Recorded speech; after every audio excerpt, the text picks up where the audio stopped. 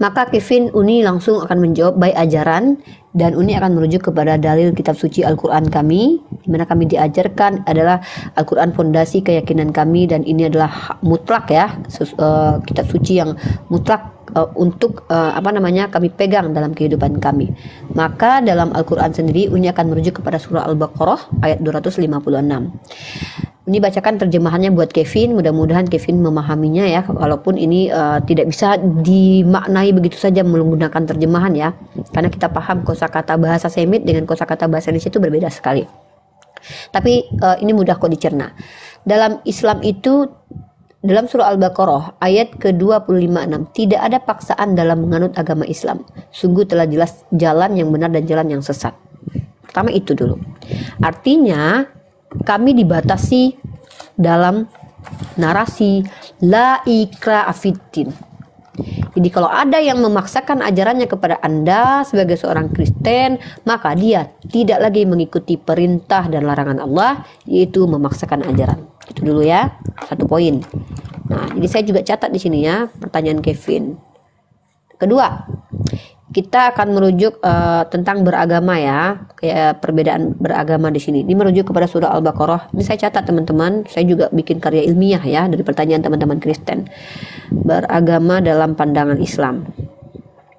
Kemudian Uni merujuk lagi ke dalam satu dalil lagi, di mana asbabun nuzul surah ini itu surah Al-Mumtahanah ayat ke-8 ya. Silakan Kevin kalau mau cari dalilnya nanti kamu baca ya. Al-Mumtahanah ayat ke-8 ini asbabun nuzulnya adalah ketika Asma binti Abu Bakar, ibunya bernama Qatilah yang masih musyrik pada waktu itu, ingin menjumpai Asma. Ya. Lalu Asma bertanya kepada baginda Rasulullah Muhammad SAW. Saya bacakan dalilnya saja ya. Saya bacakan dalilnya. Ini termaktub di dalam sebuah riwayat ya, dan teman-teman bisa temukan dalil ini dalam kitab riwayat Al-Bukhari. Al-Bukhari adalah salah satu kitab yang menceritakan riwayat-riwayat atau yang memasukkan hadis-hadis ya tentang perjalanan panjang Islam dan Nabi Muhammad dan para sahabat dan tabi'in di dalam kitabnya. Maka saya akan membacakan dalilnya adalah menurut riwayat Imam Bukhari dari Asma binti Abu Bakar pernah bercerita. Asma'nya pun bercerita, pada zaman Rasulullah Shallallahu Alaihi Wasallam ibuku datang kepadaku, sementara saat itu ia masih musyrik atau non muslim. Aku lantas meminta izin kepada baginda Rasulullah Muhammad Shallallahu Alaihi Wasallam. Kala itu aku sampaikan, ibuku ingin berbuat baik kepadaku, bolehkah aku menerimanya? Beliau menjawab, tentu saja, silahkan jalin hubungan dengan ibumu. Silahkan jalin hubungan dengan ibumu. Itu kata Rasulullah SAW. Ajaran Nabi Muhammad SAW adalah dengan orang-orang di luar Islam, jalinlah hubungan yang baik. Kemudian Ibnu Hajar, nama ibundanya Asma binti Abu Bakar adalah Qatilah ya. Ada yang mengatakan Qailah, tapi setahu saya Qatilah ya. Al-Uzza bin Sa'ad ya. Kemudian maksud kedatangan beliau itu bersilaturahim. Handphone sebentar ya, sebentar. Oh, di mama ini. Halo Ma, Assalamualaikum.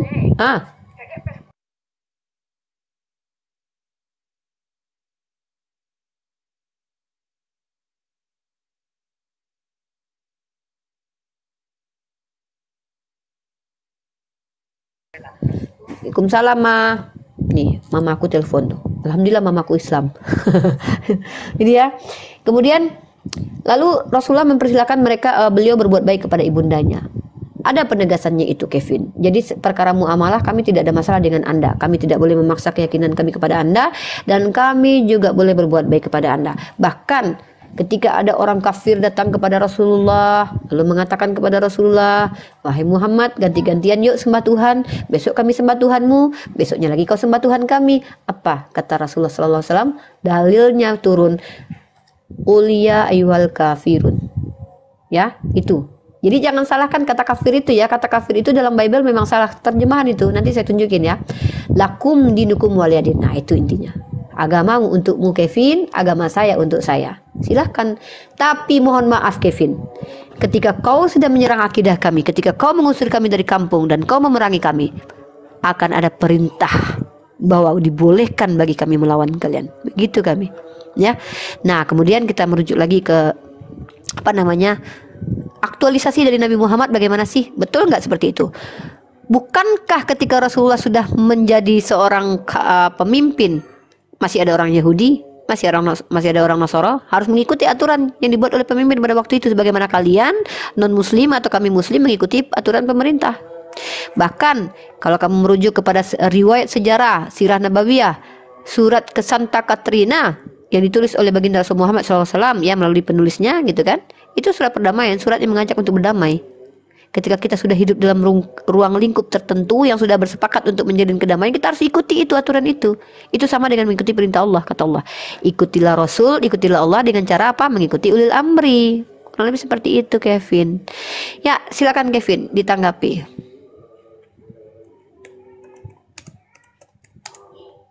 Silakan Kevin. Sah-sah aja berarti kalau misalnya kita di Indonesia ini beragam-ragam gitu kan, Bun. Gak harus sah-sah saja dong. Bahkan Allah saja katakan begitu.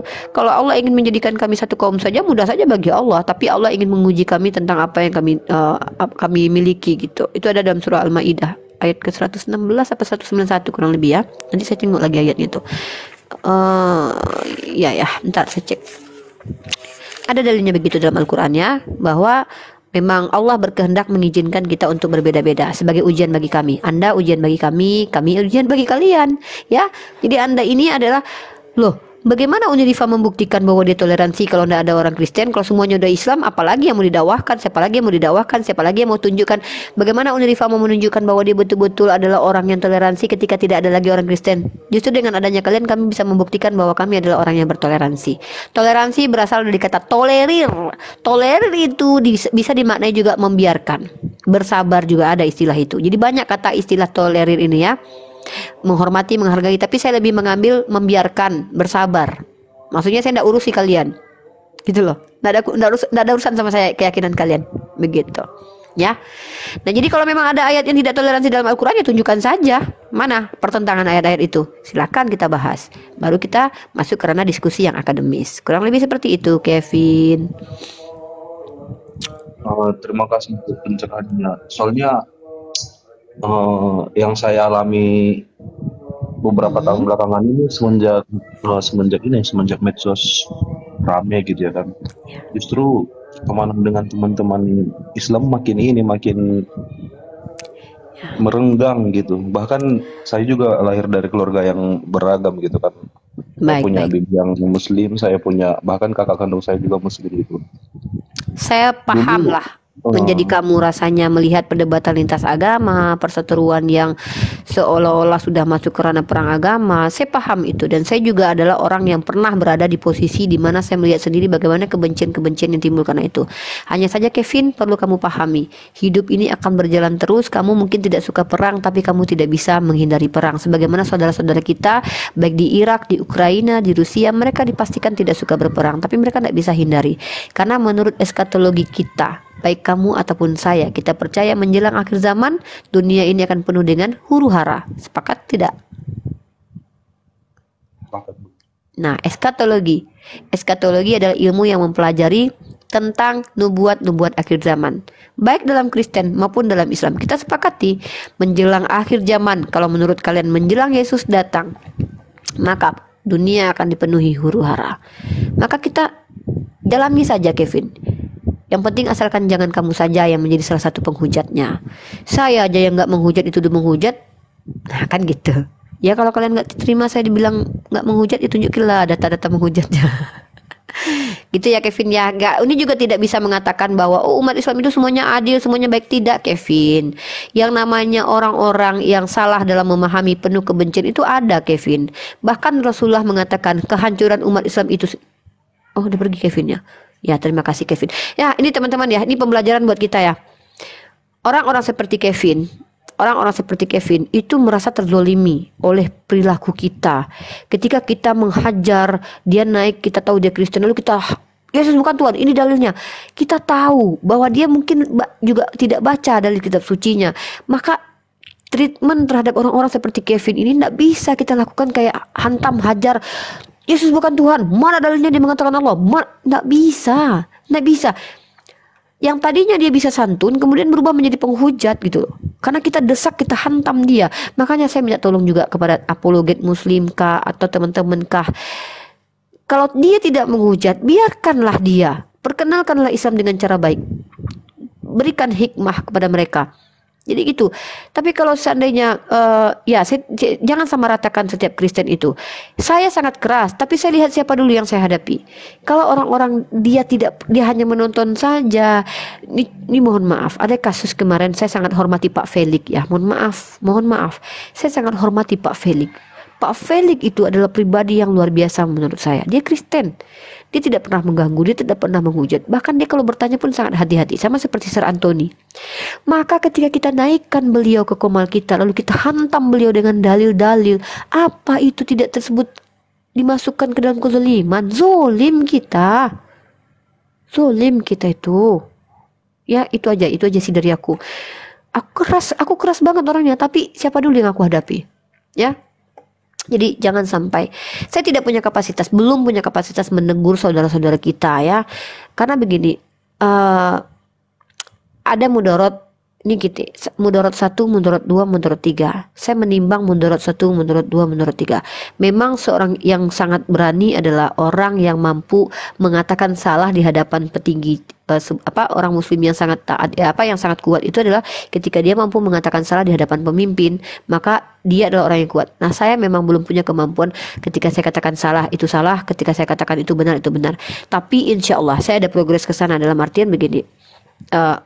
Konsekuensinya kita akan dibenci oleh orang-orang yang menikmati diskusi barbar, diskusi yang sangat tidak akademis, diskusi yang main hantam saja. Kita akan dijauhi dan saya sudah siap dengan hal itu. Ya, jadi bagi saya adalah treatmentnya itu tidak bisa disamakan. Kita bedakan. Kalau memang penghujat jangan samakan semua sama gitu. Saya tidak sepakat orang-orang seperti Pak Felix, orang-orang seperti Pak Anthony, orang-orang seperti Carol dihina, dinistakan di bawah. Karena saya yakin kalau Rasulullah hidup zaman sekarang, beliau yang akan memerangi kalian. Saya yakin itu. Yakin saya. Karena Rasulullah SAW itu melarang untuk berbuat yang tidak adil. Ya, jadi kita punya saudara, kita punya teman-teman Kristen, saya punya teman-teman Kristen. Lah, dia tidak ganggu kita. Justru dengan cara menunjukkan rahmatan lil alamin lah kita bisa jadi membawa mereka kepada jalan yang penuh rahmat ini gitu loh. Tapi mereka tidak ganggu, mereka tidak usil, mereka tidak ngapa-ngapain. Naik sini. Kita hantam dengan pertanyaan-pertanyaan. Terguncang imannya bukan dia terguncang karena dia tahu dia salah, bukan. Tapi terguncang imannya menyaksikan kita betapa bejatnya kelakuan kita dan besok mereka akan bermetamorfosis menjadi penghujat. Wallahu a'lam bishawab ya. Ya, ini siapa? Silakan. Saya sebentar lagi mau sholat Isya. Harsa. Silakan Harsa.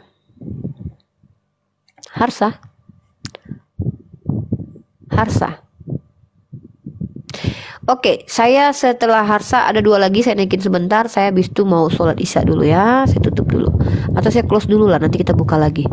Harsa tidak ada ya, signalnya mungkin bagus, nanti dibenerin dulu. Ini ada bagi-bagi uang nih. Ya, ini Bapak ini mau bagi-bagi uang kayaknya nih. Dia mau bagi-bagi uang setiap netizen yang di sini. 600 orang silakan standby kan rekening kalian. Bapak ini mau bagi-bagi uang. Itu cuma sholat Isya dulu. Andreas Riza. Ya, Andreas. Loh, kok nggak bisa ini? Ya, Andreas Riza. Kok nggak bisa ini?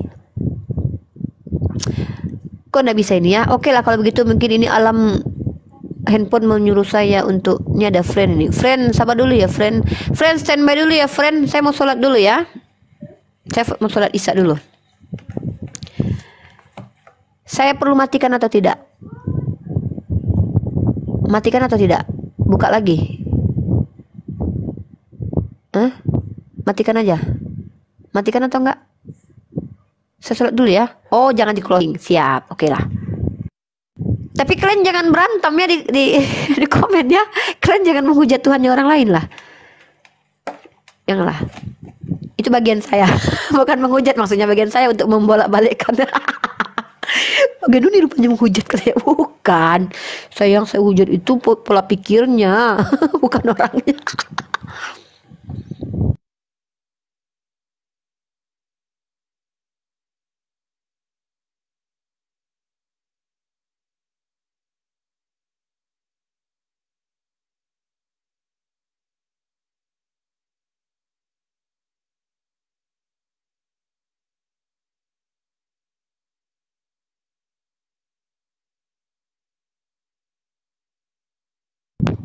Yakuza, jaga Komalu nih dulu Yakuza. Jaga Komalu nih dulu ya. Dek, jaga Komalu nih dulu ya, Dek.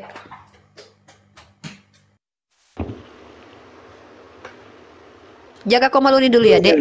Ntar. Oke. Makasih.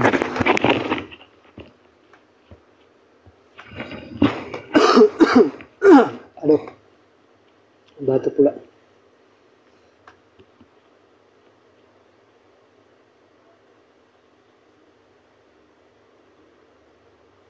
Jadi gitu teman-teman, bagi teman-teman Kristen kalau mau masuk ke rumah orang itu harus santun. Jika tidak santun itu orang juga melakukan tidak baik. Seperti itu. Dan saya sepakat juga dengan pernyataan Uni. Kalau kita sebagai apologet muslim itu menghadapi orang itu jangan disamaratakan semua. Lihat orangnya, lihat psikologinya. Dan bagaimana kalau dalam keadaan diskusi itu psikologinya itu dalam keadaan seperti apa? Apakah dia sedang main-main atau dalam keadaan serius? Kalau orang lagi sedang main-main, maka kita jangan bawa serius. Justru itu menyakiti diri kita sendiri. Nah, seperti itu. Nah, itu banyak terjadi pada apologet muslim kita sendiri.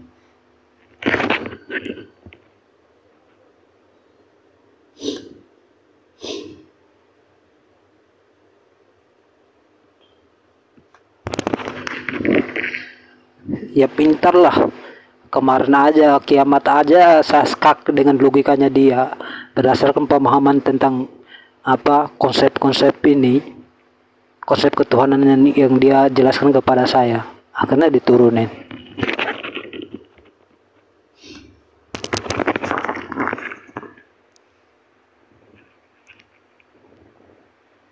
Dan Uni ini orangnya emang mempunyai kapasitas perubahannya itu sudah sangat meningkat sekali, baik dari keilmuan, logikanya pun semakin meningkat, dan orangnya ingin tahunya itu sangat-sangat gigih sekali mencari tahu tentang suatu kebenaran itu dari segala hal.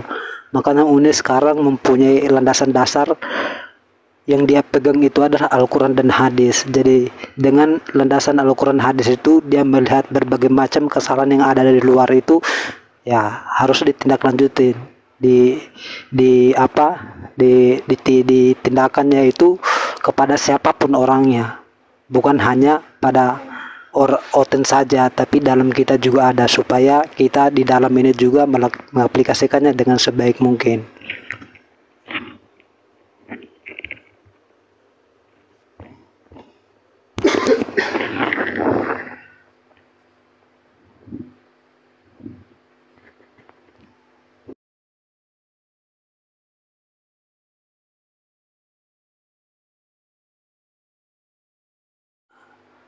Perkembangannya itu sudah sangat luar biasa, dan itu bagi saya itu ada pengaruhnya juga dari saya juga.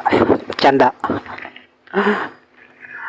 Karena emang saya pernah berantem dengan dia waktu itu di dalam komal gara-gara dia menanggapi orang yang tidak serius dalam hal diskusi. Kenapa harus diseriusin kalau orang yang tidak serius?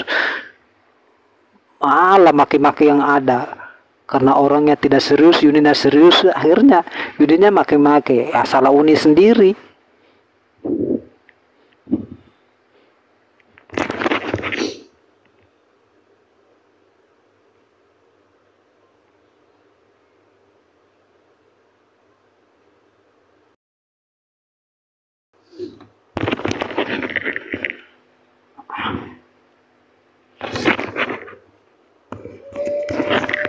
Makanya, dan kepada teman-teman muslim juga yang di bawah, kalau mau lihat, intinya kita sebagai orang muslim setidaknya harus menggunakan akal pikiran.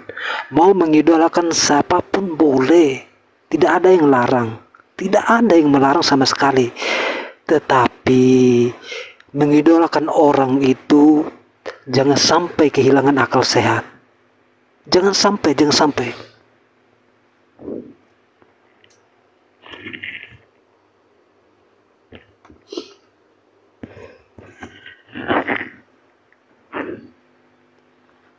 Kan dalam Al-Quran juga sudah katakan, Janganlah melakukan sesuatu yang tidak adil karena perbedaan.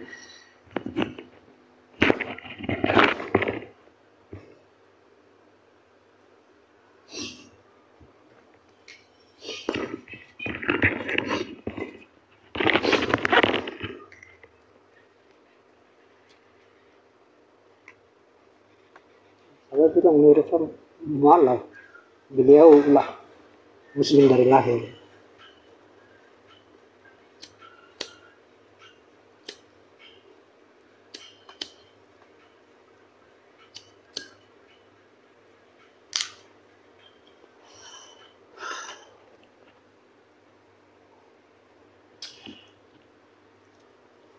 Debater-debater yang paling handal dalam dunia TikTok ini yang saya paling akui itu adalah Uni Rifa.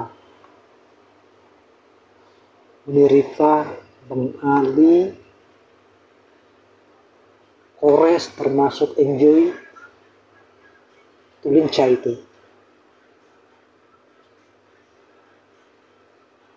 Netflix itu lumayan yang mantap sekali itu. Pertama mati dengan itu luar biasa.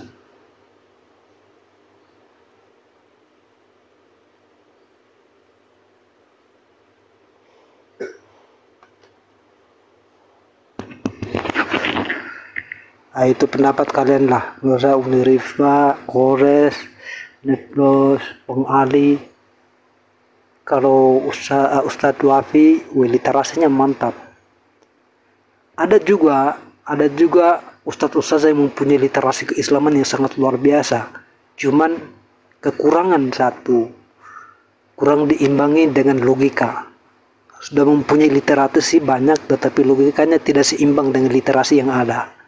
Itu yang kurang. Nah, banyak terjadi pada itu di kalangan debater kita Muslim, bahkan dari ustadz-ustadz sekalipun mempunyai literasi terlalu banyak, literasi yang dikuasai, tapi tidak diimbangi dengan logikanya. Makanya kewalahan semua.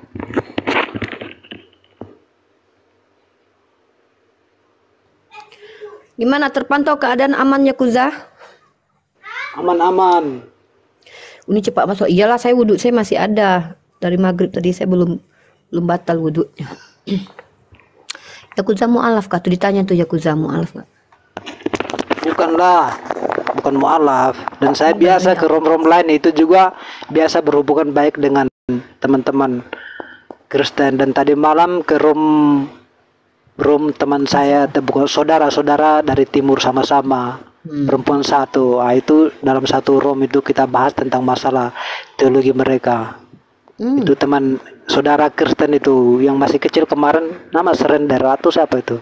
Itu saya udah anggap saudara gitu kan, karena sama-sama dari timur. Iya. Juga ada di Batam. Kita itu harus adil gitu loh. Kalau memang tidak ada permasalahan yang berarti dengan teman-teman Kristen, ngapain gitu. Tapi kalau memang saya di sini mengcounter syubhat yang dilemparkan, pertanyaan-pertanyaan yang mau diinikan, baru saya itu yang akan saya bantahi di sini gitu.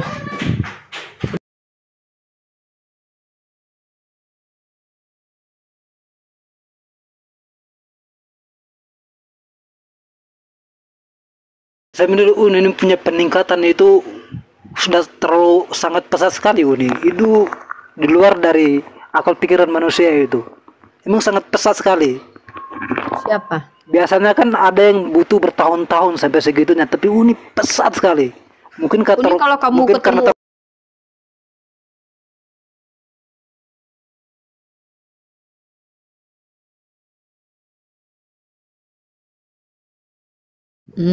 udah saya tahu semua dalam ini perjalanan Uni itu saya udah tahu Uni. Perkembangannya emang sangat luar biasa, dan sekarang semakin tambah meningkat pada saat kembalinya ini. Ternyata emang kalau mundur sejenak terus maju lagi itu emang punya efek yang sangat luar biasa. Dan terbukti beberapa hari berdebat dengan teologi-teologi terkenal dari kalangan Oten, Uni orang yang menghadapinya dengan santai, rileks, dengan menangkap setiap subhat yang dipertanyakannya itu tidak terlewat sedikit pun. Jadi semua kesalahan dari narasi pun ditanggapi dengan baik.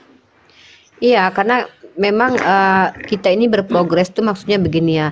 Ketika kita sudah terlibat debat-debat, diskusi-diskusi itu, ada dua kemungkinan yang terjadi. Pertama, hati kita semakin keras, atau kita sadar bahwa ada hal-hal yang perlu kita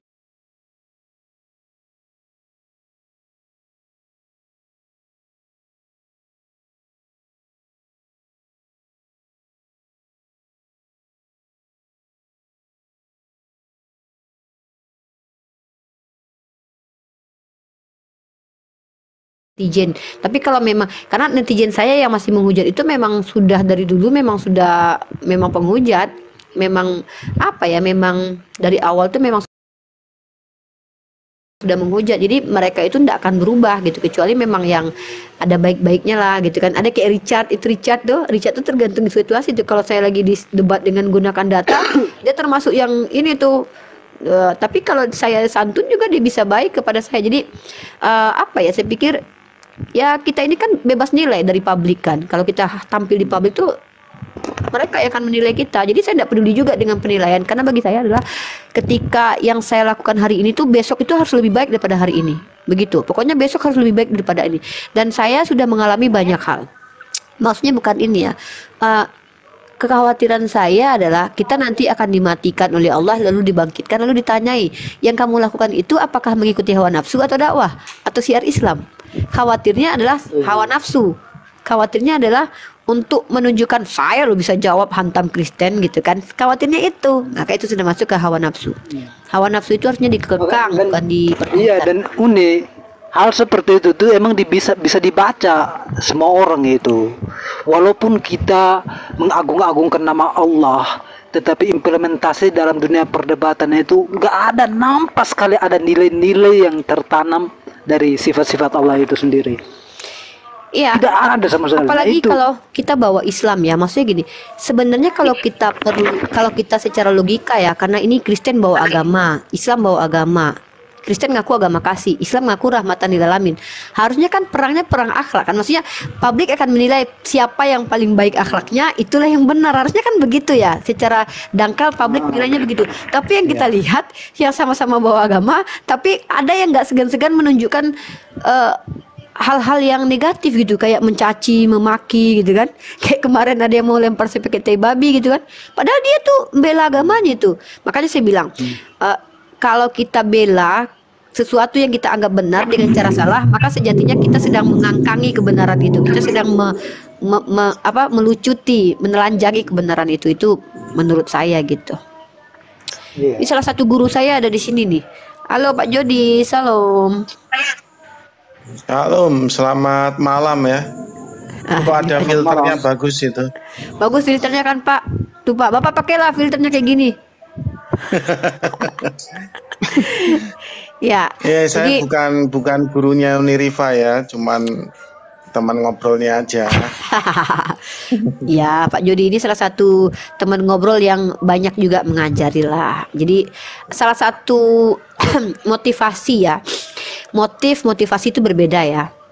Motif itu padanannya niat lah. Motivasi adalah support lah. Nah, Pak Jody ini termasuk yang kasih motivasi ke saya. Nah, motivasinya adalah kalau seandainya kamu tertarik dengan ranah teologi ini dan akan dijadikan karir, maka kamu tidak boleh seperti ini. Nah, gitu. Kata Pak Jody, kenapa tidak berprogres menjadi orang yang... Karena gini, kata Pak Jody, kalau kita bicara tentang agama, goal kita itu kan seluruh orang. Bukan cuman per kasta atau per ini kan, tapi kan seluruh orang. Lah bagaimana kita mau masuk ke seluruh orang sementara kita sendiri dibenci oleh beberapa kalangan kan gitu. Maka ya kita lakukan senatural mungkin lah. Nah itu Pak Jody tuh yang ngasih kesaran. Waktu itu saya bosan dengannya, tapi saya renungkan benar juga gitu. Kalau lebih seperti itulah. Sekarang udah balik di Klaten atau masih di Jakarta ini? Saya masih di Klaten, karena kan saya kan kuliahnya di Klaten, jadi gitu. saya mau lanjut. Oh mantap. Oh ini karirnya dilanjutin ya.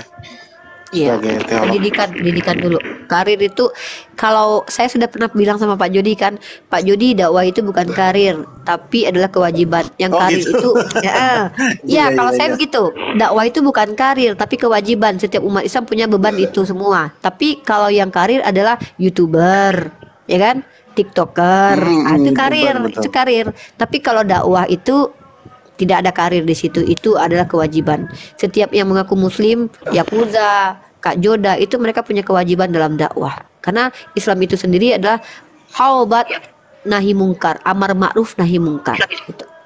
Itu loh kurang lebih. Iya, karena kan Dan gini, itu saya ada sebetulnya berkesinambungan ya, dengan ya, lanjut Pak. oh gitu. Lanjut Pak. Oke, saya sebetulnya begini, Rifa ya, saya sudah dianggap dalam konteks debat itu sudah dianggap sebagai pengkhianat ya di sini ya. Kenapa kalau saya dianggap pengkhianat tuh begini? Ya, saya sudah berkali-kali ya jelaskan pada teman-teman Kristen ya. Di dalam warna doktrin eksegesis Bapak Gereja ya, Bapa, Putra dan Roh Kudus itu memang triteos yang setara dan terpisah ya. Mereka nggak mau dengerin, Iya. nggak mau dengerin. Nah gitu. Makanya ya saya akan coba bantu siapa yang mau dengerin ya, teman-teman Wanes mau dengerin ya, akhirnya mereka paham ya, Unirifa itu salah satu juga yang mau dengerin gitu. Nah kenapa kok kita apa ya membutuhkan tentang sejarah yang benar ya, supaya ya teman-teman Muslim sebagai apologet ini tidak seperti apa ya, petinju yang salah memukul gitu. Nah Iya, gitu. betul. Jadi sebetulnya gampang ya mengalahkan ya teman-teman yang berpaham Tritunggal modern gitu. Mhm. Nah gampangnya tuh gimana ya, kita tinggal buka ya, bahwa mereka tuh apa ya, dibidatkan ya, di anatema di tahun 268 ya. 268 itu ada konsili lokal, konsili Antiok lokal. Nah, tahun 268 mereka kalah dibidatkan di tahun 268 warna doktrin homoousios itu di anatema gitu. Ini juga yang saya juga susah ya untuk ngomong ya. Bahkan ada teman saya bilang begini, Pak Jody itu halusinasi ya, ngarang. Kalau Kristen Antioquia itu adalah subordinat gitu. Oke dah, gini aja deh ya, daripada kita ini apa namanya debat kusir lama, sama-sama nggak tahu ya, kamu cari referensi, cari gurumu, aku cari referensi, cari guruku, atau bagaimana, entah lewat internet, entah lewat sekolah tinggi teologi yang lokal yang ada gitu. Nah kalau aku benar ya, kita aja taruhan potong jari, saya bilang gitu. Nah gitu, terus dia diem gitu. Tapi gimana rasanya menjadi minoritas di dalam minoritas, Pak Jody? Oh ya, enggak apa-apa. Yang penting saya kan hanya ya pandai-pandai membawa diri aja. Yang Iya. penting itu saya kan tujuannya bukan gini. Bukan menang debat, saya tujuannya. Saya hanya memberikan informasi yang benar. Ya betul. Gitu. Nah, karena mereka itu kan terkadang begini. Arius itu bidat. Iya. Ya. Saksi Jehova bidat gitu. Mm-mm. Nah, saya tanya balik, ya kamu jangan bidat-bidatin begitu. Nah, sekarang Kristen Antioquia itu bidat nggak gitu? Itu sama loh, itu subordinat loh. Arius subordinat, Saksi Jehova subordinat, Kristen Antioquia subordinat. Iya. Berani nggak? Ya mereka jawabnya apa? Ya saya cuman beraninya membidatkan Arius gitu. Nah ini kan aneh gitu loh. Ini kan aneh. Iya. Nah inilah yang kadang tidak dipahami gitu sama teman-teman saya. Nah kalau saya membantu menjelaskan ini ke teman-teman Wanes, ke teman-teman Muslim, sejarah yang benar, ya saya dianggap pengkhianat begitu, pengkhianat di dalam kekristenan. Lah mereka dikasih tahu sejarah yang benar nggak pernah mau dengar. Iya, Gitu. sayangnya begitu. Jadi kalau kalau kita sendiri ya, kalau saya pribadi, memang saya butuh informasi seperti itu. Karena yang kita butuhkan itu di sini adalah edukasi informasi, bukan bagaimana menang-menangan. Karena saya menang lawan Tante Uti pun Tante Uti tidak akan jadi Islam kok. Yang ada apa? Yang ada hanya kejumawaan kita bertambah kalau kita bicara tentang menang-menangan. Tidak. Tapi ini salah satu contoh akun saya bisukan aja dulu ya. Merusak pemandangan ini. Nah, jadi kita bicara tentang bagaimana misalkannya kita tahu sejarah sebenarnya itu seperti apa. Nanti saya juga tidak akan segan dan malu untuk menceritakan bagaimana sejarah ilmu kalam, sejarah perkembangan Islam, sejarah ada perpecahan di tubuh Islam atau bagaimana. Itu adalah informasi yang akademis yang memang harusnya itu yang dipahami oleh para orang-orang yang beragama gitu loh. Nah, terus Pak Jody kemarin saya sempat ini ya, saya sudah angkat di YouTube bertemu dengan Marcionisme. Salah satunya itu akun bernama Mesias. Tapi dia kalau saya lihat itu ekstrim dari Marcionisme. Saya baca literatur, tidak ada saya dengar bahwa Marcionisme ini sampai si Marcion sendiri ya tidak sampai mengatakan bahwa Yud-Heh-Vav-Heh adalah iblis gitu loh. Tapi yang saya dengar saat ini rombongan yang indikasinya adalah Marcionisme ini sudah sampai parah gitu, maksudnya ekstrim dia mengatakan Taurat itu sendiri dari iblis, kemudian mengatakan YHWH itu juga iblis gitu. Itu sudah kita temukan juga Pak Jody, Marcionisme. Kalau Pak Jody mungkin sudah pernah. Oh ya, ada Pak Jody di situ ya? Ya. Pak Jody pernah. Oh, saya nggak ada di situ. Saya sekarang jarang ikut-ikutan gitu. Gini Uni Riva, jadi sebetulnya itu hanyalah akselerasi ya. Akselerasi itu dari peningkatan warna dari doktrin mereka. Jadi kalau mereka memiliki arah yang sama kemudian berakselerasi, ya jadilah Marcion modern seperti itu. Tapi intinya arahnya sama ya, simetris gitu. Simetris terhadap Marcion, tapi mereka memiliki akselerasi yang lebih kental gitu, lebih pamungkas. Nah, memang sebetulnya di zaman modern ini ya sebetulnya ya ini saya sudut pandang rasional aja ya. Mungkin kalau Unirva nggak cocok ya. Jadi di zaman modern ini ya mereka yang setia ya meniti karir sebagai teolog ya itu sebenarnya sangat diuntungkan. Ya, kenapa sangat diuntungkan? Karena banyak yang bertebaran di luar ya, entah komunitas Islam sendiri maupun komunitas Kristen sendiri, itu banyak yang ngawur ya di dalam memberikan literasi sejarah, literasi warna doktrin. Banyak yang ngawur, gabrul, pokoknya yang penting aku senangnya ini, dia cherry picking begitu. Nah, sehingga teolog-teolog yang menampilkan literasi yang benar itu sebetulnya bisa berkarir secara prima untuk zaman sekarang ini. Ya, berkarir secara prima sangat diuntungkan. Ya, mereka yang berkarir di zaman modern ini. Karena informasi yang diterima oleh masyarakat baik internal Muslim maupun Kristen ini, jadi mereka tuh hanya mau menerima yang sesuai dengan warna doktrin dia, gitu. Jadi hal-hal yang fakta yang tidak sesuai itu ditolak mentah-mentah, gitu.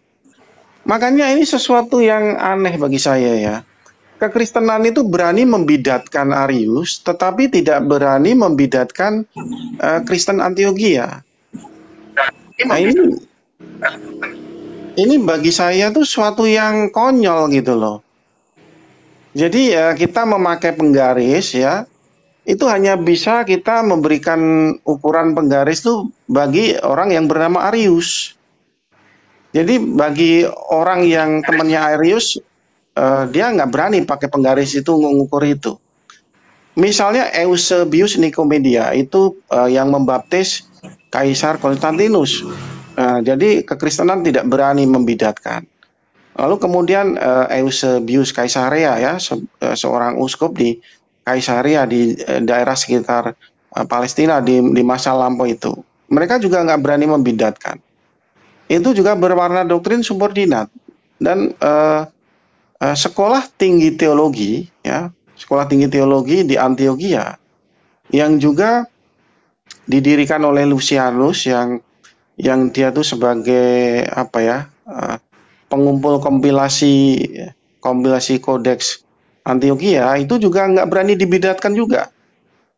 Jadi cuman berani membidatkan Arius gitu. Nah ini Iya.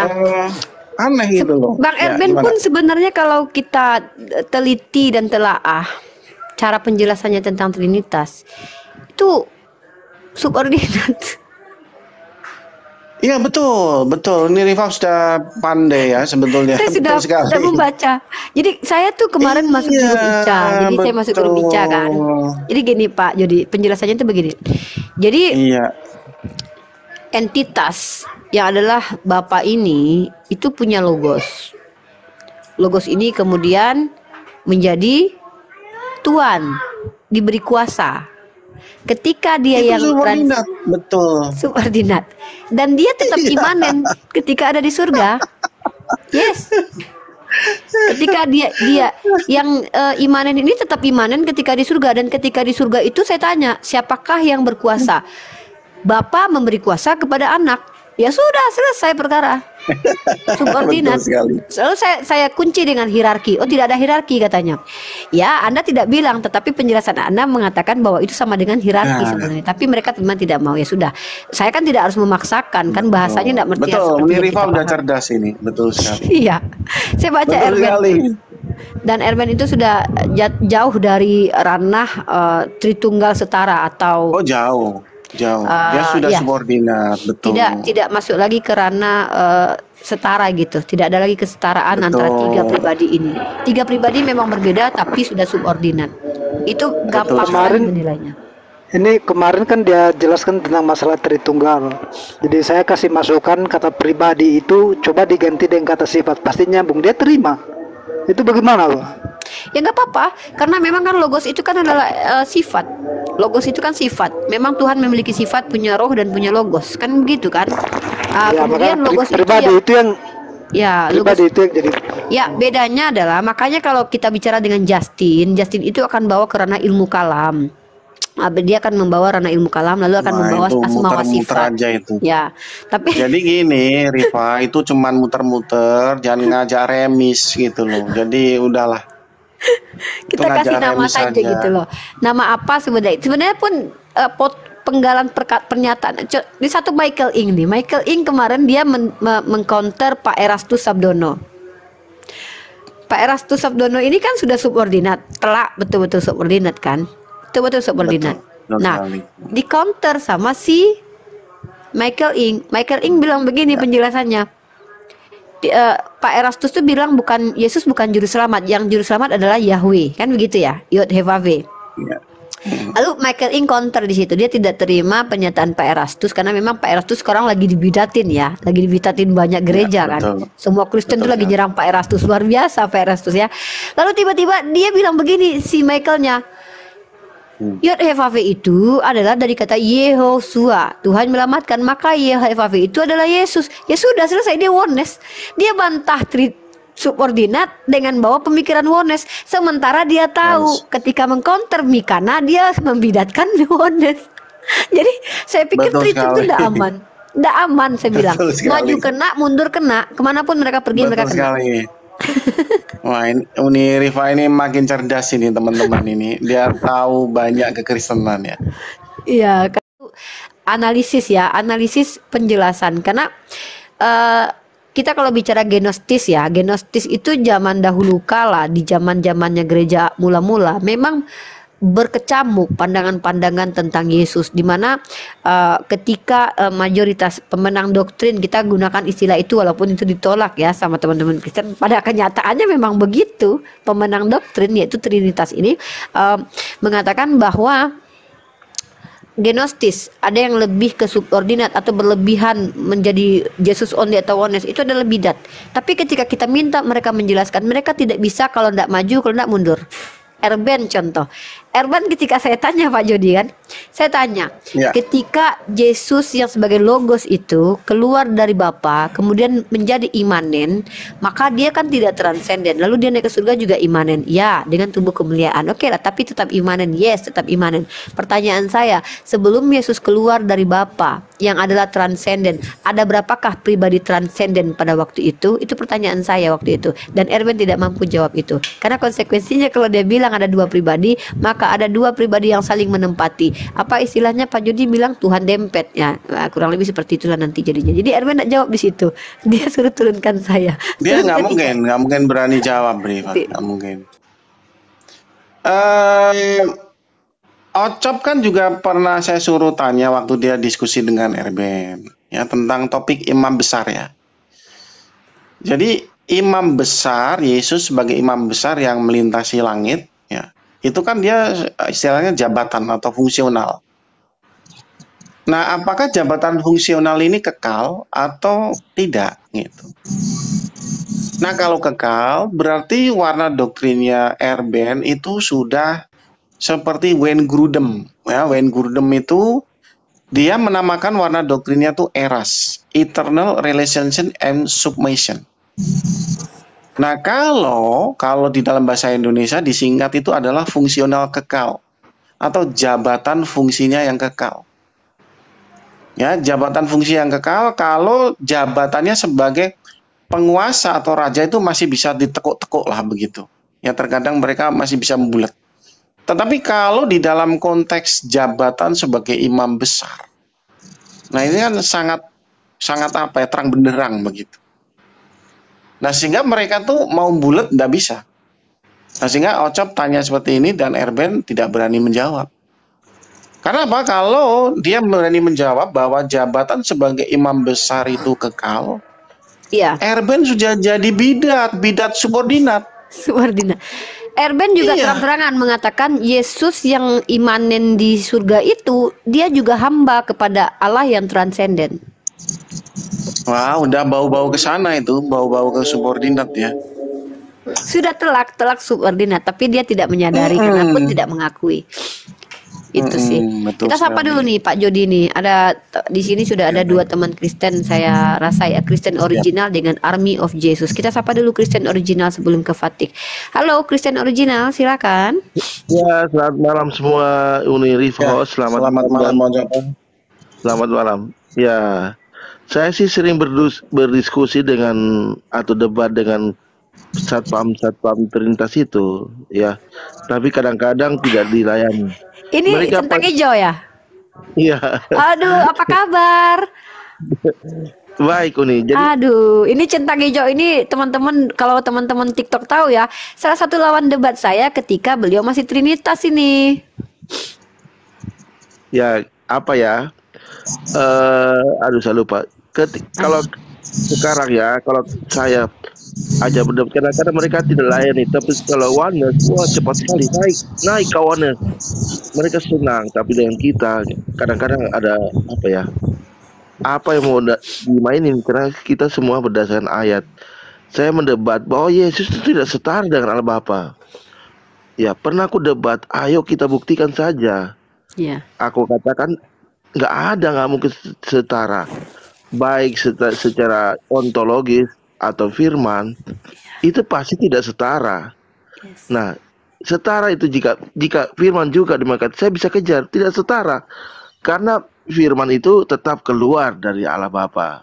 Apakah Allah Bapa bisa keluar dari firman? Nggak bisa. Itu pasti tidak setara secara ontologis. Apalagi mereka katakan firman itu telah menjadi manusia. Tambah tidak setara lagi. Ayatnya sangat banyak mendukung di bawah. Tapi itulah mereka selalu mutar-mutar. Yang saya baru berdebat ini, mereka narasi mereka duinatur ya. Ini saya jelaskan duinatur ini, mereka konsisten 100% Allah, 100% manusia, tapi dirubah lagi. karena ada kritikan kok 100% gitu. Tidak sepenuhnya Allah, sepenuhnya manusia. Nah, aku aja dapat, tapi mereka nggak mau ngaku. Sekarang kita bahas sepenuhnya manusia, ya. Baru-baru saya debat dengan Honest tuh. Ibu Mina Yong dari Katolik, dia sudah akui kalau sepenuhnya manusia pasti seperti kita dong. Iya. Kalau nggak kalian rubah kata-katanya, berarti mempunyai roh manusia seperti kita. Mereka akui ya. Oh iya, mempunyai roh manusia. Nah, oke. Nah, sekarang kita bahas sepenuhnya Allah. Dalam pahaman Tritunggal, Allah itu Bapa yang mempunyai firman dengan Roh Kudus. Ya. Apakah seperti itu? Waduh, mereka sempat berpikir itu. Kalau mereka mengiyakan, berarti Yesus itu mempunyai dua roh. Pasti Iya. ada Kemarin roh, iya Pak, roh Allah. Bang Centang Biru. Kemarin ada yang bilang memang Yesus punya dua roh. Lanjut. Ya itu kan ngaco.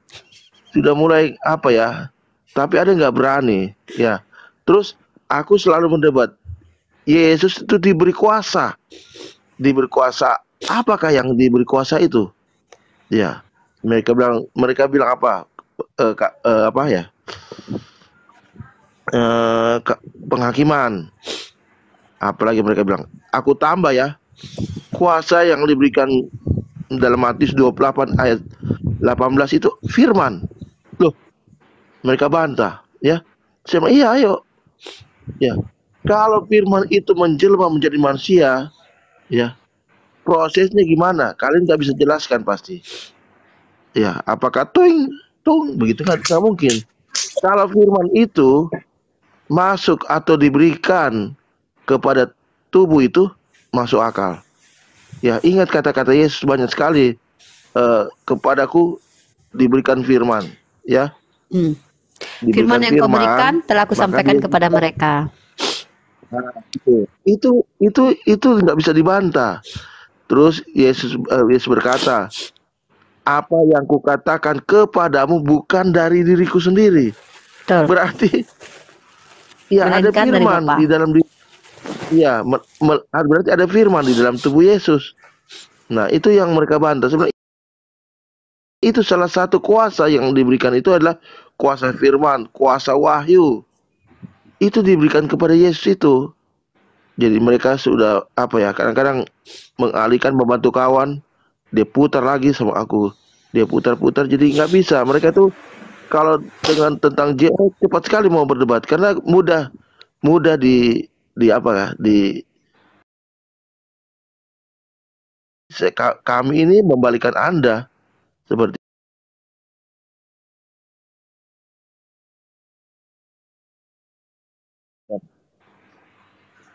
Sudah berhadapan dengan siapa saja ya, di Uni? TikTok? Di TikTok sudah bertemu dengan siapa saja? Berhadapan semua situ. Oh.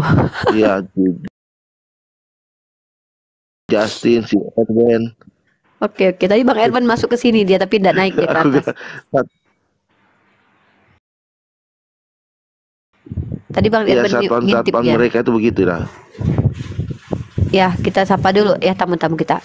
Luar biasa. Jadi Bang Centang Hijau teman-teman, beliau adalah salah satu teman Kristen, lawan debat saya juga, lawan diskusi juga. Dulu di StreamYard kita paling sering gitu. Cuman ya seperti Pak Jody, Bang Centang Hijau dengan saya belum ada lah sampai ke ranah. Hasna di mute dulu. Ranah debat yang sangat heboh sampai menghujat gitu, kita enggak pernah. Kita sama-sama saling berbagi informasi saja gitu. Hasna di mute dulu, Hasna. Izin Hasna. Hasna di mute dulu. Oke, sepertinya enggak dengar ya. Saya mute dulu.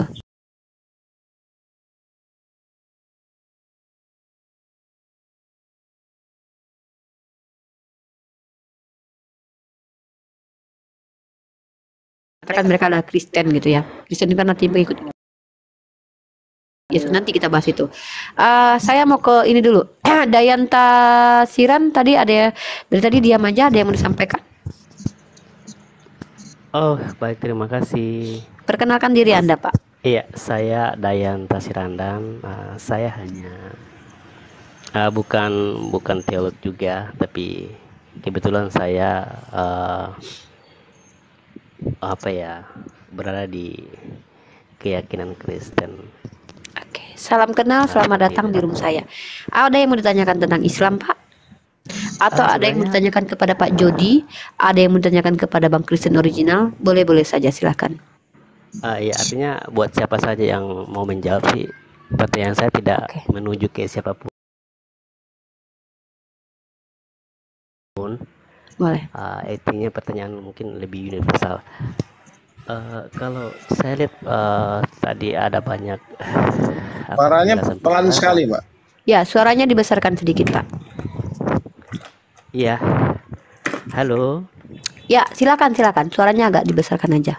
Iya, Oke, halo, lanjut. halo. Iya. Sudah kedengaran? Oke. Suara saya sudah kedengaran? Oke. Atau masih kecil? Masih kecil ya? Ini Army Jesus, tolong di-mute dulu karena terganggu suaranya ketika saudara Anda sedang berbicara. Silakan Pak Dayan. Iya, Lanjut. halo. Ya, izin ya. Artinya saya hanya menyampaikan sedikit pertanyaan saja ini, tapi tidak harus dijawab juga. Jadi begini, akhir-akhir ini kan Kristen dan Islami ya lebih cenderung saling saling menyalahkan dan saling membenarkan diri lah, seperti itu. Dan ini berpotensi untuk saling bukan malah akan berpotensi untuk terjadi perpecahan antara sesama dalam konteks ya kemanusiaan. Saya berpendapat mungkin seperti ini, Tuhan menciptakan manusia dan agama itu muncul dari manusia. Artinya bahwa Tuhan yang menciptakan manusia. Nah, kalau kita merujuk ke pemahaman kekristenan bahwa dasar dari kekristenan itu sendiri adalah kasih. Sementara Islam itu rahmatan dan alamin. Sebenarnya di sini dua sisi yang memiliki dasar yang kuat untuk saling mengasihi dan tidak perlu ada pertengkaran yang sekarang terjadi di media-media sosial, bahkan ceramah-ceramah dimanapun saya ikut, baik Kristen maupun Islam. Siap. Cenderung saling memojokkan begitu, mencari pembenaran dan esensi yang sebenarnya bahwa Tuhan menciptakan manusia itu dikemanakan seperti itu. Baik. Kira-kira, Pertanyaannya, Pak? Ya, pertanyaannya apa yang menyebabkan manusia zaman sekarang yang lebih cenderung modern, harusnya dipikir dari pola pikirnya mungkin lebih maju, tapi kok lebih mengarah kepada kebencian, lebih mengarah kepada perpecahan. Kira-kira apa yang melandasi itu? Oke, mungkin saya dulu ya. Sebagai tuan rumah saya coba untuk jawab. Pertanyaannya adalah apa kira-kira yang melatar belakangi pola pikir orang-orang yang sekarang ini rusuh kisruh terkait tentang agama. Sebenarnya kalau Anda mau melihat bagaimana implementasi ajaran kasih dan rahmatan lil alamin, Anda boleh lihat sekarang di room saya ini, saya dengan Pak Jody, saya dengan Bang Centang Hijau. Kami berbeda keyakinan. Tapi adakah dari tadi kami memperdebatkan sesuatu sampai debat kusir? No. Saya kenal Pak Jody cukup lama. Saya kenal Bang Saya tidak mengatakan di room. Saya kasih contoh. Enggak. Ya. Tidak, saya menjawab. Saya coba oke, menjawab dulu. Coba tenang dulu, dengarkan dulu. Saya cuma memberikan info.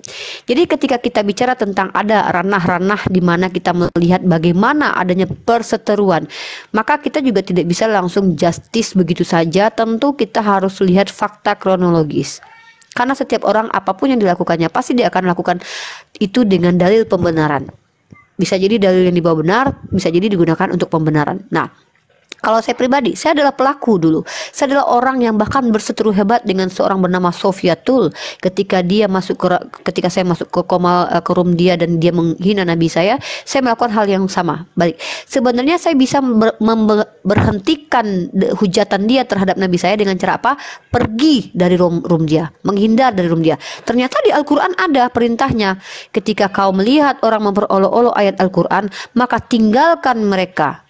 Itu perintah Al-Quran, tinggalkan mereka, atau kata Allah juga biarkan mereka mengganti topik pembicaraan baru kau datang. Atau sebuah dalil juga mengatakan jangan kau caci maki sembahan orang lain karena mereka pasti akan mencaci lebih daripada yang kau lakukan, bahkan tanpa ilmu. Itu adalah anjuran dalam Islam sebenarnya. Jadi saya bisa kok menghindari perdebatan atau debat kusir, buktinya saya bisa kok. Tetapi terkadang saya tanpa sadar, tanpa sengaja. Namanya kita manusiawi, kita bertemu di virtual, kesalahpahaman itu gampang saja terjadi. Saya juga terlibat dengan debat kusir. Saya analogikan begini, saya pastikan kalau kita bicara tentang para nabi zaman dahulu dengan nabi kami umat Islam, saya pastikan mereka bukanlah orang-orang yang suka sekali berperang, tapi mereka tidak bisa menghindari peperangan karena mereka diserang. Nah, kalau dalam prinsip Islam memang kami diajarkan untuk bertahan, mengcounter itu hal yang lumrah, mengcounter, menjawab itu hal yang lumrah. Nah, tetapi kemudian kita tidak bisa menghindari yang namanya debat kusir. Tapi saya memang coba untuk menghilangkan debat kusir, menghindari debat kusir, bahkan meminimalisir lah, kalau bisa sama sekali dihilangkan. Walaupun jarang, tadi pun saya di sini ada yang masuk akhirnya debat kusir. Ya, kita lihat siapa yang kita hadapi. Tapi kalau Anda mau melihat tentang bagaimana rahmatan lil alamin dan hukum kasih itu berjalan, lihat saya dengan Pak Jody, lihat saya dengan Bang Centang Hijau, lihat saya dengan Pak Antoni, lihat saya dengan Pak Felix. Kita tidak pernah berdebat hebat. Kita santai saja, kita bahkan berbagi informasi. Lihat saya dengan teman-teman seperti Bang Denny dari Kristen. Artinya sebenarnya aktualisasi ajaran rahmatan lil alamin dan kasih itu sudah terwujud sebenarnya. Tapi kan yang kita lihat semua ini kan yang barbarnya saja. Ya kan, kita melihat bagaimana yang barbarnya saja. Nah, tetapi itu lagi, saya sendiri tidak bisa menutup mulut banyak orang, tetapi saya bisa memperbaiki mulut saya. Itu yang bisa saya lakukan, Bang Dayan. Kalau kita kembalikan lagi ke eskatologi, baik Kristen maupun Islam percaya kok sebelum menjelang hari akhir itu akan terjadi huru-hara kan. Islam katakan itu sunatullah. Ya sudah, biarkan saja. Yang penting bukan kita menjadi asbab dan penyebabnya, kan begitu. Kalau saya pribadi ya, saya anggap adalah primitif saja ketika kita sudah hidup dalam ranah lingkup ruang yang kita sudah sepakat bahwa kita hidup bersama dalam ranah kebinekaan, lalu kita menyerang iman seseorang. Sebenarnya saya pikir kita primitif.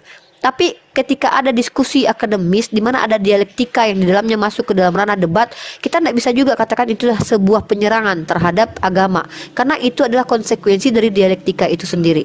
Ya, konsekuensi itu adalah debat yang didiskusikan. Ketika tidak ada parameter yang jelas, tidak ikuti parameter yang jelas, maka akan terjadilah debat. Kemudian ketika debat itu sudah memasukkan paradigma, maka akan terjadilah debat kusir. Seperti itu Pak Dayan. Jadi saya pikir ya lihat siapa yang berdiskusi, kemudian metodologi yang dibawa. Kurang lebih begitulah Pak Dayan. Mungkin dijawab oleh Pak Jody mungkin. Setelah saya dan teman-teman lain boleh menambahkan. Silakan Pak Jody. Ya, baik. Kalau mengenai tadi ada yang moderat, ada yang debatnya keras. Itu sebenarnya tergantung pada kepentingannya masing-masing. Nah, jadi namanya dunia maya ya, itu tidak lepas dari kepentingan konten, ya, konten kreator. Nah, konten kreator itu ujung-ujungnya apa? Jumlah viewer. Nah, gitu. Jadi memang itulah yang memang di dunia modern ini ya, motivasi-motivasi semacam itu tuh tidak bisa disangkal, itu ada. Gitu. Makanya mereka akan memompa istilahnya debat yang lebih keras di situ untuk mencari viewer yang lebih banyak. Gitu. Tetapi kan dahulu kan ini yang dulu saya pernah bicara sama Uniriva. Kelemahan mereka yang debat keras secara itu seperti itu mereka tidak bisa melakukannya di dunia nyata berkarir sebagai teolog. Gitu. Kenapa? Karena memang di Indonesia itu tidak mengizinkan ya debat yang kasar dan keras seperti itu di dunia nyata. Gitu. Nah, sehingga apa? Sehingga ya tinggal kita ini maunya bagaimana? Ya, motivasi kita itu bagaimana? Kalau kita termotivasi untuk debat keras dan kasar, ya jadilah kita sebagai konten kreator yang isinya hujat-hujat semua begitu. Kalau masalah apakah itu terjadi pada Muslim atau Kristen, sebenarnya sama saja kok. Ya podo wae 11-12 ya. Jadi memang ya intinya tuh bukan agamanya intinya. Intinya adalah bagaimana konten kreator ini punya motivasi. Nah, kalau motivasinya memang mencari viewer ya sudah begitu. Gitu. Jadi ya dua-duanya 11-12 podo wae. Gitu. Tetapi kalau memang niatnya untuk diskusi moderat ya, lalu kemudian mencari literasi, mencari pengetahuan ya, nah ini yang sedang dilakukan oleh jalur Uniriva yang sedang dilakukan sekarang ini, ya itu akan lebih langgeng sebetulnya, lebih langgeng, bahkan itu bisa dibawa menjadi kebanggaan di dunia nyata, ya, dihargai orang di dunia nyata karena dia menyampaikan suatu sejarah-sejarah, suatu literasi yang real, yang kalau ditelusuri memang begitu adanya. Wah gitu. Nah sehingga ya pilihan kita maunya kemana, dan terima kasih ya buat Uniriva yang memilih yang jalur moderat. Nah semoga ini yang saya sampaikan bisa menjelaskan pada Pak Dayan ya. Terima kasih. Ya, ada yang mau menambahkan lagi? Di sini sudah ada teman-teman kita yang baru masuk. Assalamualaikum warahmatullahi wabarakatuh.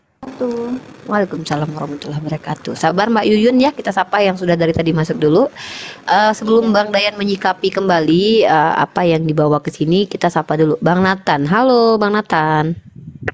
Halo, assalamualaikum Uniripa. Waalaikumsalam. Muslim dan Muslim Bang Nathan? Muslim Uniripa. Saya sebenarnya sudah sering menonton Uniripa sama Bang Juma gitu kan, tertarik juga. Jadi saya saat ini kapasitasnya mendengarkan dan mungkin membantu meredakan kalau ada teman-teman yang emosi. Paling itu aja dulu Uniripa. Siap. Assalamualaikum. Waalaikumsalam. Oke, di sini sudah dari tadi masuk Army of Jesus. Halo Saudara Army, silakan. Oh, shalom. Shalom. Ya, terima kasih untuk dikasih kesempatan. Saya seorang pendeta. Salam kenal Pak Pendeta. Ya, salam kenal kembali Uniriva. Ya, saya sangat mendukung ya untuk metode-metode belajar lintas agama seperti itu. Terima kasih. Jangan ada debat-debat kusir yang tidak berguna, karena masing-masing agama itu pasti mempertahankan agamanya masing-masing pribadi gitu kan. Nah, kalau saya sendiri ya saya belajar tentang Islamilogi juga ya. Waktu saya menempuh kuliah S1 dan S2. Yang saya mau pertanyakan ini Uni, siap. masalah tentang jalur kaum muslimin yang ingin masuk surga itu kan melalui Shirotol Mustaqim, betul ya? Ya, di dalam Islam kami percaya fase-fase. Kalau kita bicara fase setelah kematian ya Pak, ada beberapa fase yang akan dihadapi. Dan informasi ini kita dapatkan tentunya dari literatur pewahyuan. Nah, salah satunya adalah menyeberang jembatan seperti yang Bapak sebutkan tadi, Sirat. Nah, karena saya kan waktu kecil, ya semasa saya kecil dulu, saya bergaul sama orang-orang muslim, bahkan teman-teman saya sholat pun saya ngantar ke masjid juga, dan saya banyak belajar tentang Shirotol Mustaqim juga. Nah, yang saya mau pertanyakan adalah dari kitab Kristen sendiri dalam Yohanes 14 ayat 6, kata Yesus kepadanya, akulah jalan dan kebenaran dan hidup, tidak ada seorang pun yang datang kepada Bapa kalau tidak melalui aku. Itu di kitab kami. Nah, kalau dalam bahasa Arab sendiri itu dikatakan di situ ada tulisannya Shirotol Mustaqim. Yes. Nah, jadi maksud saya adalah yang saya ingin mempertanyakan, karena dari teman-teman saya yang muslim, kalau mereka sholat tahajud begitu, mereka kan selalu berdoa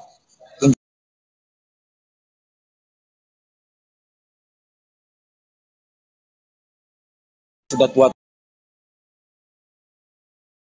tua, mereka berkata sebenarnya sudah ada jawabannya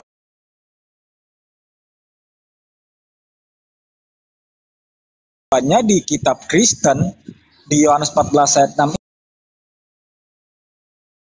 Itu apa yang selama ini kita cari, itulah makanya Al-Quran Siap, Sir Jody. Pamit dulu. Ya. Saya dulu. Oke, silakan siap, lanjut. Terima kasih. Silakan dilanjut Pak Pendeta, tapi dengan catatan S2 itu saya tahu ya, kita akademisi di sini itu harus menyertakan literatur. Room saya ini room haramnya asumsi pribadi tanpa literatur. Kalau memang ada ulama yang berpendapat begitu, saya ingin tahu ulama siapa, kemudian dia pandangan teologi seperti apa. Bu Uni Ripa, soalnya saya waktu itu sempat dapat. Nah, cuma Yang ada itu bukan ulama, Pak, tapi para murtadin yang berbentuk seperti ulama pakaiannya, dan itu sudah tampil di YouTube yang sudah kita counter sekitar 3 tahun lalu. Oh, kalau itu saya kurang tahu dah. Saya tahu itu siapa orang-orangnya. Tapi saya pernah lihat sih video-videonya beredar seperti itu. Nah, tapi yang saya kebetulan juga guru dosen Islam. Dan saya perlu luruskan juga, tidak pernah umat Islam takut menerjemahkan Al-Quran ke dalam bahasa Indonesia. Terjemahan berhamburan bahasa Indonesia. Waktu itu sih saya pernah cuma mendengar perkataan itu aja sih. Anda boleh lihat dimanapun Al-Quran itu, tidak semua umat Islam bisa bahasa Arab. Iya betul. Kalau Anda boleh cross check di kitab mana yang tidak ada terjemahannya, coba. Semua ada terjemahannya. Lalu boleh saya lanjut, Uni? Boleh. Nah, saya sudah tahu arahnya kemana. Yang saya mau tanyakan itu selanjutnya adalah mengenai di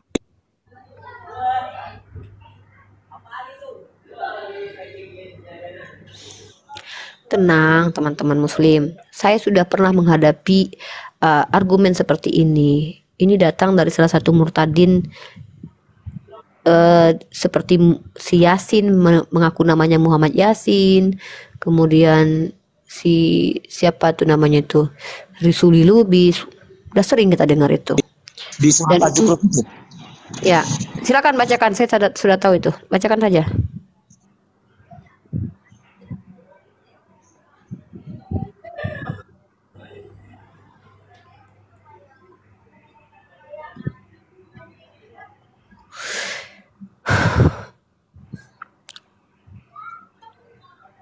Iya, itu yang saya mau, mana maksudnya itu, Uni?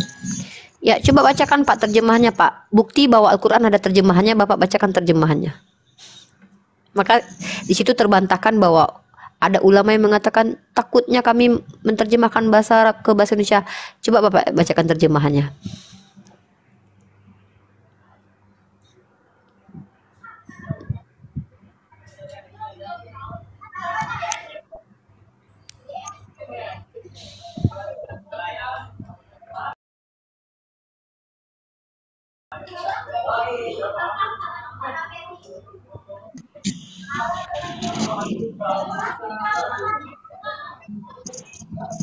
Di surat Al-Zukhruf itu. Ya, bacakan Pak terjemahannya, Pak. Itu sekaligus membantah tuduhan bahwa ada ulama yang mengatakan itu kenapa bahasa Arab tidak bisa diterjemahkan ke bahasa Indonesia karena ketakutan. Nah, makanya saya baca, Bapak saya suruh bacakan terjemahannya. Itu bukti bahwa Al-Quran itu ada terjemahannya. Saya udah bacakan, nggak kedengaran emang ya, Uni? Karena Anda jeda. Al-Zukhruf ayat berapa, Pak? Sebentar. 43 ayat 61. Oke, Al-Zukhruf 61 ya.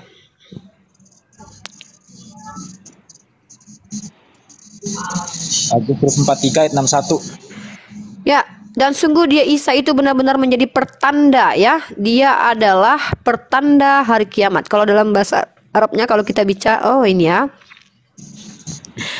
Wa innahu la'ilmul lisa'at. La'ilmul wa innahu la'ilmul lisa'at. Baik, saya ada 4 premis.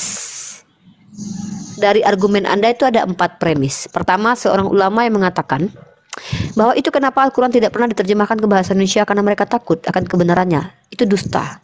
Karena Al-Quran memiliki terjemahan. Ya, dan bahkan kalian yang Kristen orientalis ada yang belajar bahasa Arab, silahkan kritisi secara sastra kalau terjemahannya salah. Silahkan. Kalian para orientalis juga belajar bahasa Arab kok. Orientalis belajar bahasa Arab. Kemudian yang kedua, bahwa Siratal Mustaqim yang nanti after die itu tidak ada kaitannya dengan Yesus Christ. Yang ketika Yesus katakan akulah jalan kebenaran, kami bahkan umat Islam tidak akan bantah dalil itu. Kenapa? Para nabi memang jalan. Para nabi itu adalah jalan menuju Tuhan.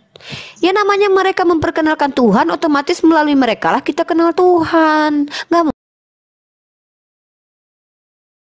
mungkin dari Cahyono. Nah, saya katakan tidak ada umat Islam yang akan bantah bahwa Yesus adalah jalan kebenaran. Betul, yang namanya Nabi adalah jalan dan kebenaran untuk umatnya menuju Tuhan.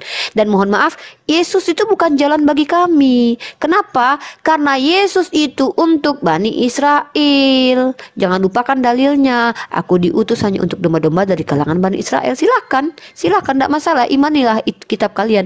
Tapi kalau bagi kami, jelas Nabi Isa itu untuk kaumnya. Karena ada di dalam Al-Quran, setiap kaum itu akan datang rasul-rasul bagi mereka. Itu di dalam Islam.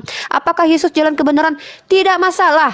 Bahkan ketika Anda kutip dalil dalam kitab Anda pun, itu tidak sama dengan Yesus adalah Tuhan. Ya, ketika kami sholat tahajud, berdoa kepada Allah, tunjukilah kami jalan yang lurus. Lalu kalian bilang, kan ada jawabannya di dalam kitabnya Kristen, yaitu Isa. Mari kita cross check. Ketika kami meminta jalan yang lurus, betul, kita akan merujuk ke para nabi. Maka ikutilah ajaran para nabi. Nabi mana? Mulai dari Daud, mulai dari Abraham, David, sampai Yesus, sampai Nabi Muhammad. Apakah ajarannya sangat-sangat berbeda sama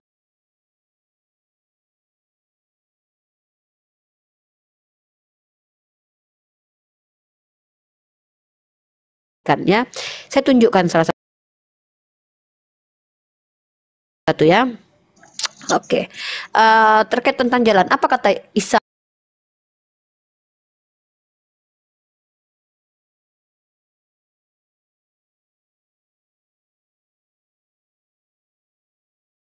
Bukan, ini berbeda, ya, berbeda, nggak ada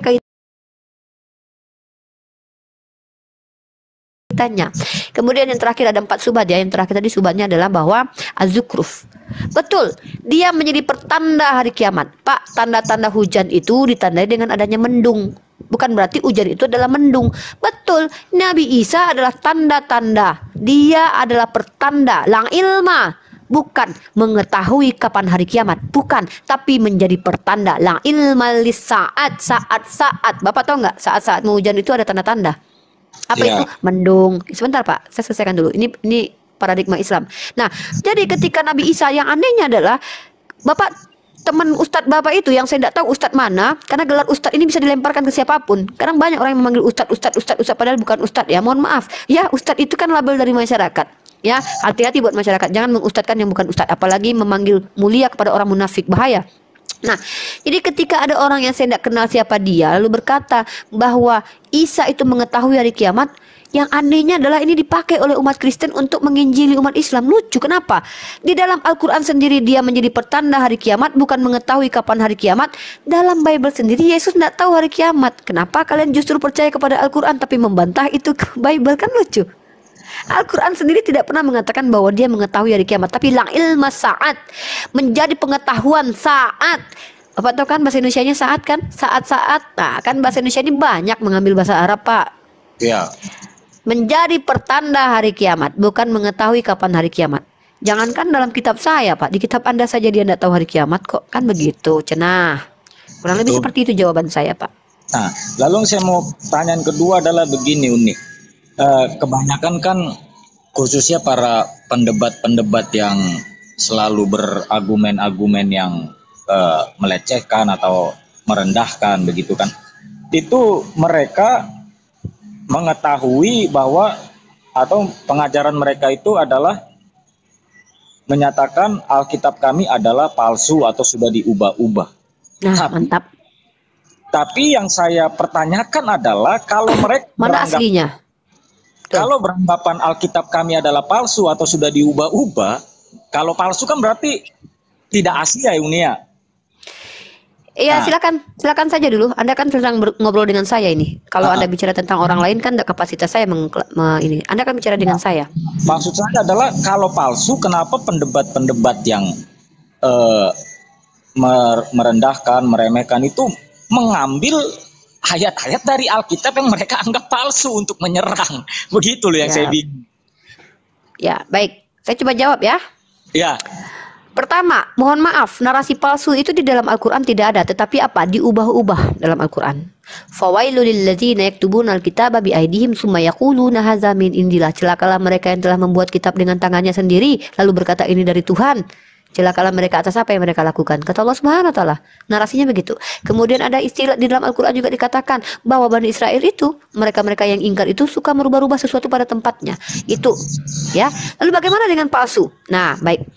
Kenapa umat Islam ini, ya, para debater-debater ini sudah tahu itu palsu kok masih dicomot lalu ditanyakan ke Kristen? Sama begini, Pak. Saya mengambil Bible itu, saya pribadi ya, mencomot Bible itu bukan untuk meyakini bahwa itu benar. Bukan.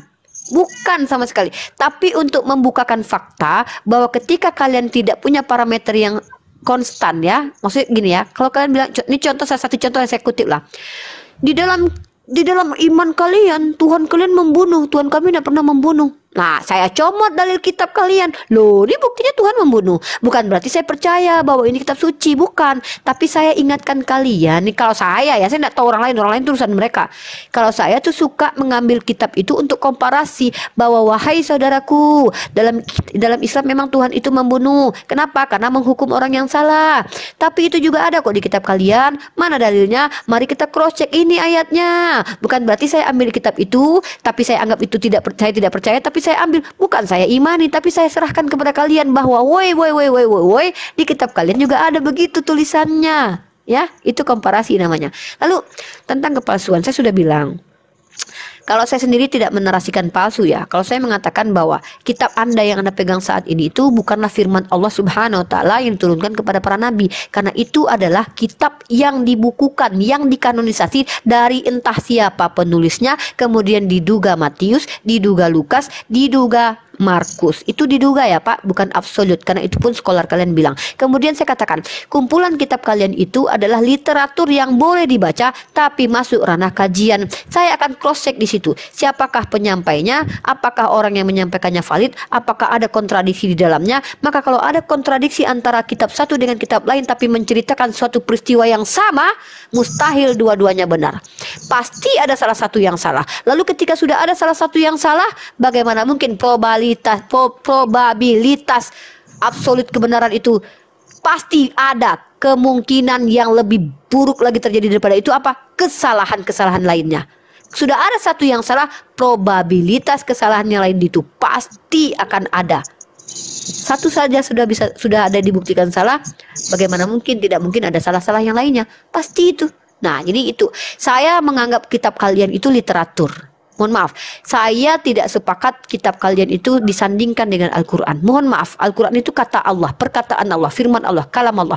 Kitab kalian itu adalah karangan dari Matius, Markus, Lukas, dan entah siapa lagi, surat-surat Paulus, yang mana hasil analisis, hasil yang nggak tahu dari siapa, tidak bersambung riwayatnya, lalu dituliskan oleh orang yang tidak tahu siapa, tapi diduga Matius, diduga Markus. Dan saya tidak pernah mau menyandingkan Al-Quran dengan Bible, karena bahkan setingkat hadis pun, mohon maaf, hadis doif pun tidak bisa setingkat dengan Bible, tapi lebih ke hadis-hadis yang ya maudhu lah gitu, baru setingkat dengan Bible, karena sanadnya tidak ada. Bahkan hadis doif pun ada sanadnya, matanya pun kadang jelas, tetapi kadang hanya karena periwayatnya tidak satu saja periwayatnya, maka dikatakan itu doif, lemah. Nah, tapi kalau seandainya Bible, bahkan sanadnya pun tidak ada. Jangankan sanadnya, matanya pun antara kitab Yohanes dengan kitab Matius ketika menceritakan satu peristiwa berbeda. Oh, dalam Islam tidak bisa seperti itu kalau kita pakai kaidah keilmuan Islam ya. Nah, jadi kembali lagi, saya tidak akan katakan palsu, tapi mohon maaf Pak Army of Jesus, mohon maaf sekali lagi, saya harus bacakan kepada Anda sebuah literatur ya. Ini saya izin ya, saya bukan menyerang ya, tapi saya membukakan sejarah dan data. Saya kalau kata lihat ini ya, Arum sayang, ambil nak buku ibu nak, sayang, yang itu nak. Nah, ini saya tunjukkan sebuah buku ya. Yang itu, ya depan itu, tuh, itu yang depan yang kecil. Itu tuh, bukan depan yang berdiri. Itu. Saya bukakan kepada Anda sebuah fakta yang ini adalah bukan dari kalangan kami ya. Ini, buku ini adalah Pemahaman Alkitab Setiap Hari, Surat Yohanes dan Surat Yudas. Ini ditulis oleh teolog yang ternama William Barclay. Ini berjilid-jilid nih. Maka kita akan menemukan di halaman 285 ya. Apa 185 itu? Mana dia? Nah ini ya. Nah, ini ya, kalau Anda punya buku ini, silakan Anda buka di halaman 185. Halaman 185, cross check ya. Maka apa yang tertulis di sini? Ya, saya bacakan kepada Anda. Ya, saya bacakan. Bahwa menurut William Barclay, Dalam terjemahan Authorized Version terdapat satu ayat yang kita hapuskan sama sekali. Ayat itu berbunyi, sebab ada 3 yang memberi kesaksian di dalam surga, Bapa, Firman, Roh Kudus, dan ketiganya adalah satu. Ini tentang Yohanes 1 pasal ke-5 nomor 7. Terjemahan Revised Version menghapuskan ayat ini, bahkan tidak menyinggungnya dalam margin, dan tidak terdapat juga dalam terjemahan baru. Sangat pasti bahwa ayat ini tidak ada dalam teks asli. Kenyataan adalah sebagai berikut. Pertama, ayat ini tidak muncul dalam manuskrip Yunani yang lebih muda dari abad ke-14. Manuskrip yang besar termasuk abad-abad ketiga dan keempat, dan ayat ini tidak terdapat di dalamnya. Tidak ada satu orang pun dari bapak-bapak gereja yang besar yang mengetahui adanya ayat ini. Versi asli Vulgata yang berasal dari Yorome tidak mencakupnya. Orang pertama yang mengutipnya adalah seorang bidat Spanyol bernama Priscillian yang meninggal pada tahun 385 Masehi. Sesudah itu ayat ini menyelinap masuk ke dalam teks-teks Latin dan Perjanjian Baru, walaupun sebagaimana telah kita lihat ia tidak dapat masuk ke dalam teks Yunani. Tetapi bagaimanakah ayat ini masuk ke dalam teks? Pada mulanya mestinya ada semacam komentar atau catatan pada margin Alkitab, karena kelihatannya ia memberikan bukti Alkitabiah yang baik untuk ajaran mengenai Tritunggal. Maka setelah melewati masa yang lama, maka ayat ini diterima oleh para teolog sebagai bagian dari teks, khususnya pada hari-hari permulaan kesarjanaan sebelum manuskrip-manuskrip yang besar ditemukan. Bahkan di dalam terjemahan Yerusalem, alkitabsabda.org mengatakan bahwa dipastikan ayat ini tidak asli. Tidak asli, sinonimnya adalah palsu. Bukan kami yang nyatakan ayat-ayat dalam kitab Anda palsu. Bukan. Ini bukan karangan seorang muslim atau muslimah, tapi seorang teolog yang terkenal. Dan lagi pula, Pak, kembali lagi kita ke awal ya. Kalau saya pribadi lebih senang membahas sesuatu yang akademik, bukan asumsi, bukan pandangan, ya. Karena kalau pandangan itu bisa diputar-putar, bisa dilarikan kemana-mana. Saya akan membahas secara critical text, bagaimana transmisi kitab suci kita ini bisa dipertanggungjawabkan yang betul-betul firman dari Tuhan. Kan begitu, Pak. Nah, itu saya.